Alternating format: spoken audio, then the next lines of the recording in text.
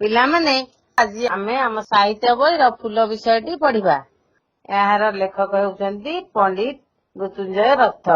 ମୁଁ ପ୍ରଥମ କରି କବି ପରିଚୟ ଦେଉଛି। ମୃତ୍ୟୁଞ୍ଜୟ ରଥ 1882 ମସିହା ମେ ମାସ 14 ତାରିଖରେ ଜନ୍ମଗ୍ରହଣ କରିଥିଲେ।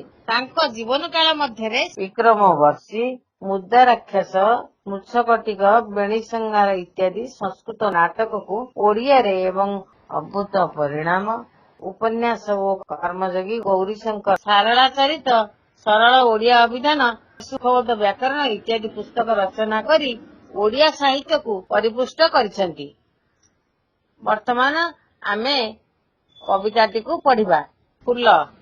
ମୋ ବାସ ଗଛରେ ଲଟା ବୁଦାରେ, ଶାଗ ଶିଉଳିରେ ଘାସ ହୁଡ଼ାରେ, ମୁଁ ଥାଏ ପର୍ବତେ ଜଳ ସ୍ଥଳରେ, ବନେ ଉପବନେ କୂଳ କନ୍ଧରେ, ମୁଁ ଥାଏ କୁଞ୍ଜରେ ମନ୍ଦିର ପାଶେ, ସଞ୍ଜ ସକାଳରେ ମୁଁ ଫୁଟି ବାସେ, ମୋ ରୂପ ସୁନ୍ଦର କେତେ ନିର୍ମଳ, ପତର ଉପରେ ଦିଶେ ସୁଢଳ, କି ଯୁବା ବାଳକ ଅବାସ୍ତବୀର, ମୋତେ ଦେଖିଲେ ଟି ହୁଅନ୍ତି ଅଧୀର, ମୋତେ କେ ଗଳାରେ କେ ବା ମୁଣ୍ଡରେ, ଥୁଅନ୍ତି ନଦଳି କେହି ପୟରେ, ମୋ ବାସ ଚୌଦିଗେ ଯାଏ ଚହଟି, ପବନ ମହକି ଥାଏ ଜାଣଟି, ବଣା ହୋଇ ଧାଇଁ ଆସେ ଭଅଁର,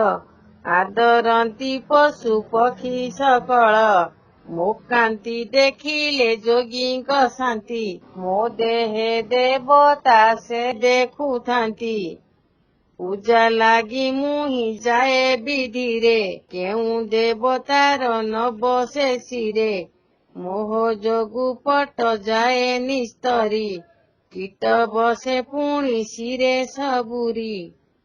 ପିଲାମାନେ ଆମେ କବିତାଟି ପଢିଲେ। ଏଥିରୁ ଆମେ ଫୁଲ ବିଷୟରେ କିଛି ଜାଣିଲେ।